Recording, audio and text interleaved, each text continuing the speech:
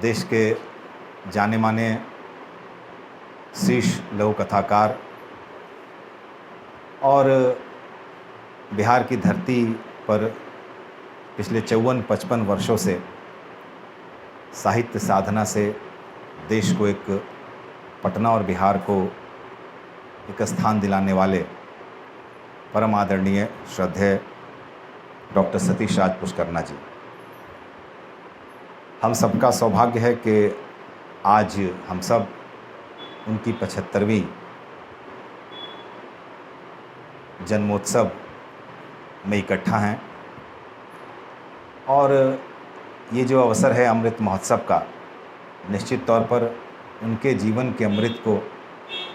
साहित्य सेवियों, साहित्य साधकों तक उस रूप में स्थानांतरित हो कि सब साहित्य को उसी तरह से जीवंत बनाएं जैसा वो वर्षों से करते आ रहे हैं। मैं सबसे पहले इस कार्यक्रम के अध्यक्ष और इस आयोजन के संयोजक सह संयोजक को धन्यवाद देता हूं कि मुझे इस अवसर पर बोलने का अवसर मिला। हम सब जानते हैं सतीश राज पुष्करना जी हम सब के बीच के ऐसे साहित्यकार हैं जो न सिर्फ बिहार, उत्तर प्रदेश, झारखंड, उत्तरांचल, मध्य प्रदेश, छत्तीसगढ़, बल्कि सुदूर पंजाब, हरियाणा, राजस्थान, गुजरात और दिल्ली से लेकर सुदूर दक्षिण तक जिनके नाम का यश है और हम सब उनके साथ जुड़े हैं, इसलिए सम्मानित भी हम सब अपने को महसूस करते हैं। जहाँ तक मेरी जानकारी है, आपके नाम से जुड़ा है कि आप किस राज्य से, किस इलाके से आपका रिश्ता है, और पुष्करना जो आपका टाइटल है वो इस देश के एक बहुत ही समृद्ध और बहुत ही धार्मिक और देश के इकलौते ब्रह्मा जी के मंदिर से जुड़ा जिस शहर का रिश्ता है, उस पुष्कर शहर से आपका रिश्ता है। और हम सबको ये जान के बड़ा आश्चर्य होता है कि आप का रिश्ता पड़ोसी देश पाकिस्तान से भी रहा है। आपके पूर्वज संयुक्त हिंदुस्तान से बंटवारे के बाद पुष्कर में आकर बस गए थे और फिर वहाँ से पिताजी की नौकरी के कारण आप पाकिस्तान के पंजाब और फिर उत्तर प्रदेश के मेरठ में आकर बसे। ये हम सबका सौभाग्य है, या उस दिन को मैं बहुत शुभ दिन मानता हूं जब बिहार की धरती पर आपका आगमन हुआ। और लगभग आज से 55 साल पहले आप रोजगार की तलाश में नौकरी करने पटना आए थे और जिस तरह से रचनाकार एक विधा में अपनी साहित्य साधना शुरू करता है और बाद में धीरे धीरे उनकी विधाएं बदलती रहती हैं, उसी तरह से आपने जिस नौकरी को करने आप आए थे उसको छोड़कर शिक्षण पेशे से जुड़े और बाद में शिक्षण कार्य करने के उपरांत आपको ये आभास हुआ कि अगर बच्चों में कुछ अच्छी शिक्षा देनी है, कुछ अलग तरह की शिक्षा देनी है और उसे बच्चों को मनुष्य बनाना है, तो एक अपने तरीके का विद्यालय होना चाहिए जिसमें बच्चों को अच्छी शिक्षा मिल सके। और जिसकी कल्पना आपने की थी उसको साकार करने के लिए आपने 1973 में महेंद्रू के पीडी लेन, जिसे परमेश्वरी दया लेन के नाम से भी जाना जाता है, वहाँ अपने विवेकानंद बाल बालिका विद्यालय के रूप में एक विद्यालय की स्थापना की और उस विद्यालय के साथ आपने एक नई पीढ़ी को तैयार किया और जहाँ तक मुझे स्मरण है वो 12-13 वर्षों तक विद्यालय सफलतापूर्वक संचालित हुआ। 25 साल जी। हाँ, मेरी गली में वो इसी 12-13 वर्ष ही रहा। उसके बाद फिर आप बगल की गली में चले गए और माता खुदी लेन में, और फिर माता खुदी लेन के बाद आप शिफ्ट हो गए महेंद्रू पोस्ट ऑफिस, जो पुरानी पोस्ट ऑफिस है उसी के सामने। मेरा सौभाग्य ये रहा कि मैं उस विद्यालय में 2 साल तक छात्र रहा, तो इस लिहाज से आपका सानिध्य मुझे 1975 के आसपास 2 वर्षों तक मिला। और फिर उसके बाद मैं पीएन एंग्लो स्कूल और राम मोहन राय सेमिनरी होते हुए बीएन कॉलेज होते हुए फिर विश्वविद्यालय की पढ़ाई पूरी करने के लिए, लेकिन आपका संपर्क बना रहा। और मुझे स्मरण है कि 80 और 81 में आपने 2 भव्य आयोजन किए अपने स्कूल की ओर से, वार्षिकोत्सव, और उसमें नाटकों का मंचन भी आपने किया। और मुझे स्मरण है कि बच्चों की अदालत बहुत धूमधाम से वो नाटक कासिम खुर्शीद जी के निर्देशन में, जो इस शहर के, देश के हिंदी उर्दू के जाने माने शायर हैं, उनके निर्देशन में वो नाटक हुआ था। और मेरा जुड़ाव उस वक्त तक रहा। और जहाँ तक मुझे स्मरण है कि आपने उस समय स्मारिका भी निकाली थी, और उस स्मारिका के ज़रिए बच्चों की रचनाएं भी आपने प्रकाशित की थी। और एक पूर्ववर्ती छात्र होने के कारण उस विद्यालय का मुझे भी इन नाटकों के मंचन को देखने का और उसमें शामिल होने का सौभाग्य मिला। बाद के दिनों में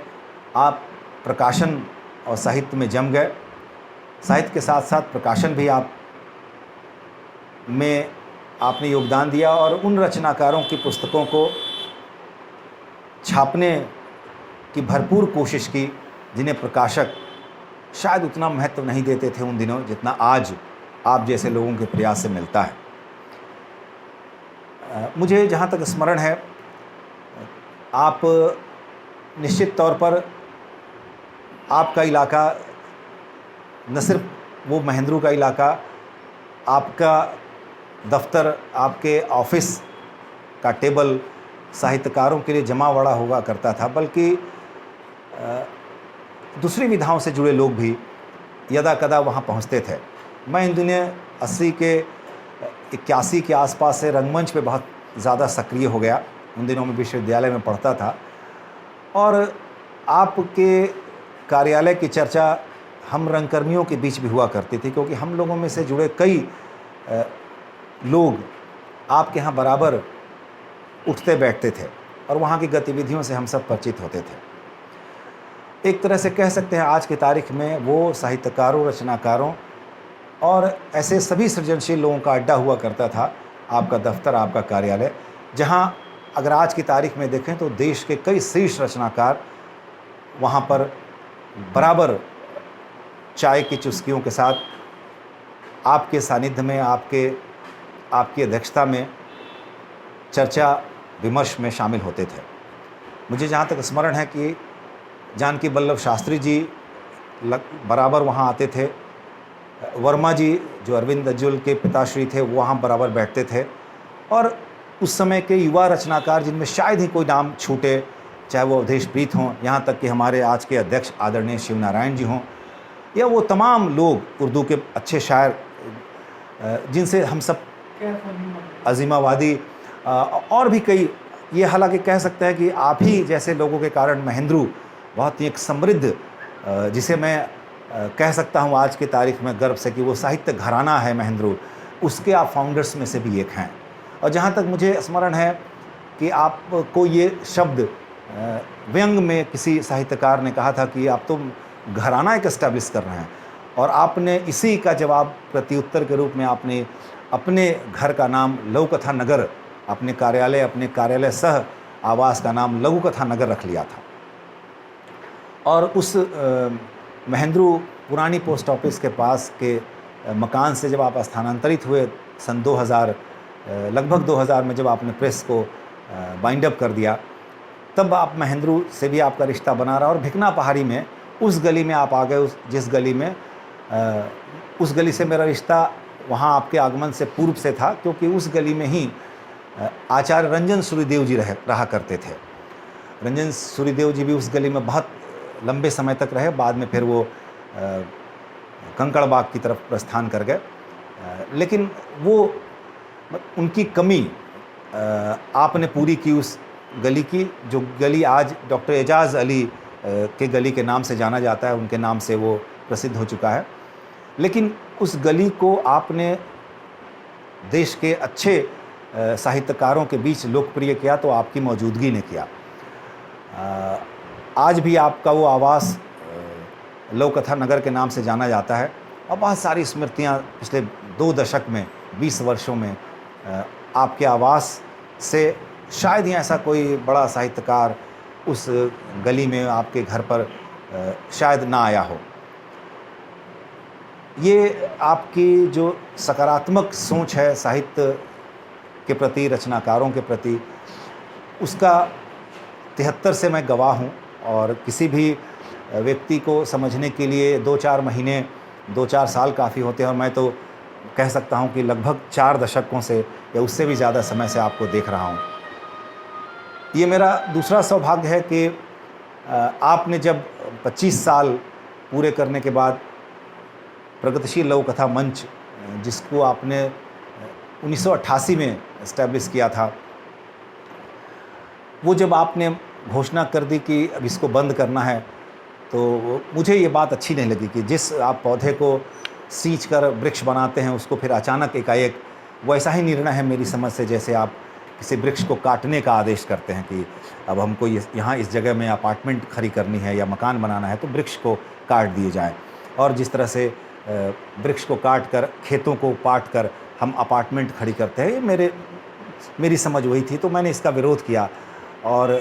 उसका प्रतिफल आपने मुझे ये दिया कि आपने कहा कि आप जैसे लोगों को आगे आना चाहिए, आप जुड़िए और अच्छे से काम करिए, तो फिर ये संस्था बंद नहीं होगी। मैंने इस चैलेंज को उस रूप में स्वीकार किया कि आप जैसे सीनियर्स भी अगर संस्था से बने रहें तो तब संस्था ज़्यादा अच्छे से फले फूलेगी। और उन मित्रों ने, जिन 5 मित्रों ने आप लोगों ने मिलकर लघु कथा मंच की शुरुआत की थी, उनके विचार विमर्श के बाद ये संस्था जो तय हो चुका था कि अब ये 25 साल पूरे करने के बाद इसको हम वाइंड अप करेंगे, आपने फिर से सहमति दी और आज उस घटना को लगभग 1 दशक होने को हैं, 8 साल लगभग हो चुके हैं और आपने सफलतापूर्वक अध्यक्ष के रूप में, क्योंकि मेरी शर्त थी कि हम लोग तभी इसको चलाने का दायित्व ग्रहण करेंगे जब आप जैसे सीनियर लोग बने रहेंगे, और आपने अध्यक्षता स्वीकार की इसकी और आप आज भी उसके सम्माननीय श्रद्धेय अध्यक्ष हैं। मेरे लिए ये और भी खुशी की बात है कि आपने मुझे खींचकर इस लघु कथा विधा से जोड़ा और आपने मुझे बताया कि किस तरह से ये लघु कथा सीखी जा सकती है, कैसे आप लिख सकते हैं। हालांकि लघु कथा मंच के आयोजनों में मैं अपने श्रद्धेय गुरुदेव साथी जी के साथ उस आयोजनों में कई बार शामिल हुआ था, लेकिन मेरा पूरा ध्यान रंगमंच की तरफ था, उसके बाद पत्रकारिता की तरफ था। मैंने सोचा भी नहीं था कि मैं कुछ साहित्य लिख सकता हूँ। हालांकि पत्रकारिता में मैं बहुत ज़्यादा रूप से जम गया था और मुझे वहाँ कुछ आप कह सकते हैं जिसकी सफलता जिसको कहते हैं वो सफलता भी मुझे मिल रही थी, लगातार मुझे प्रमोशन मिल रहे थे। और जब मैं अखबार से अलग हो रहा था तो संपादक ने मुझे बुला के कहा, मैनेजर ने मुझे बुला के कहा कि आप मत छोड़िए पत्रकारिता, बहुत कम दिनों में आप किसी जागरण के किसी संस्करण के संपादक होंगे। लेकिन चूँकि मुझे शिक्षा में जाना था और मैंने तय किया था कि पत्रकारिता में जो मैं काम करने के लिए आया था वो काम शिक्षा में रहकर भी कर सकता हूँ, क्योंकि हम लोग किसी कारण से प्रतिबद्ध होकर रंगमंच में शामिल हुए थे। क्योंकि हम लोगों ने जब होश संभाला था तो उस समय छात्र आंदोलन का दौर था और उसके बाद एक नई लहर, एक नई सोच और एक नई पीढ़ी देश को निर्देशित करने के लिए, देश को संचालित करने के लिए आगे बढ़ रही थी। मेरा कहने का तात्पर्य है कि आपने मुझे बताया कि लघु कथा, मेरा तात्पर्य अगर मैं मेरा कह रहा हूँ तो मेरे जैसे युवाओं को या जो साहित्य से जुड़े हुए नहीं थे सीधे तौर पर, उनको भी आपने जोड़ा और आपने ये कहा कि इस तरह से लिखी जा सकती है। मेरी एक अच्छी आदत ये थी कि मैं कॉलेज के दिनों से डायरी लिखा करता था। तो जब मैं लघु कथा के बारे में लिखने की प्रक्रिया के बारे में, रचना प्रक्रिया के बारे में जाना, तो मुझे लगा कि ऐसी बहुत सारी घटनाएं तो मेरी डायरी में लिपिबद्ध है और मेरा काम आपने आसान कर दिया कि उन घटनाओं को, एक छोटी सी घटना को उठाकर किस तरह से आप लघु कथा सृजित कर सकते हैं, लघु कथा का सृजन कर सकते हैं। ये आपने बहुत ही सहज, कह सकते हैं आज की तारीख में, फार्मूला आपने मुझे बताया। और आज जो कुछ भी हूँ, निश्चित तौर पर अगर आपने ये, आपका सानिध्य न मिला होता तो नहीं होता। ये तो हुई अपनी बात। जहाँ तक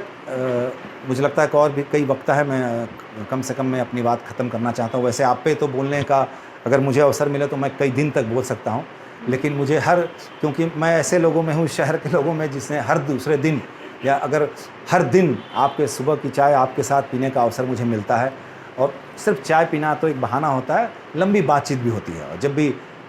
हालांकि पिछले 5 वर्षों से मैं पटना में जब लगातार नहीं रहा, 15 में मैं नवंबर में चला गया था मधुबनी 2 वर्षों के लिए। उसके बाद मैं जब बिहार शरीफ में आया और बिहार शरीफ में मैं रहने लगा, तब भी छुट्टियों में जब आता तो लंबी बातचीत आपसे होती, लंबा सानिध्य मुझे आपका मिलता। तो मैं बोलने को कई दिन तक आप पर बोल सकता हूँ नॉन स्टॉप, ये मैं दावा कर सकता हूँ। लेकिन समय कम है और सभी लोग, मुझे लगता है कि जितना मैं आपको जानता हूँ, यहाँ मौजूद लोग उससे ज़्यादा आपको जानते हैं। ये मैं भले दावा करता हूँ कि मैं ज़्यादा बोल सकता हूँ, लेकिन मैं जानता हूँ कि आपको जानने वाले इस शहर में, इस देश में, हिंदी पट्टी से भी इतर के राज्यों में बहुत लोग हैं। और पंजाब से लेकर मध्य प्रदेश से लेकर झारखंड तक, सुदूर दक्षिण भारत में भी आपको जानने, पहचानने, समझने वाले लोग, आपके अपने लोग बहुत हैं।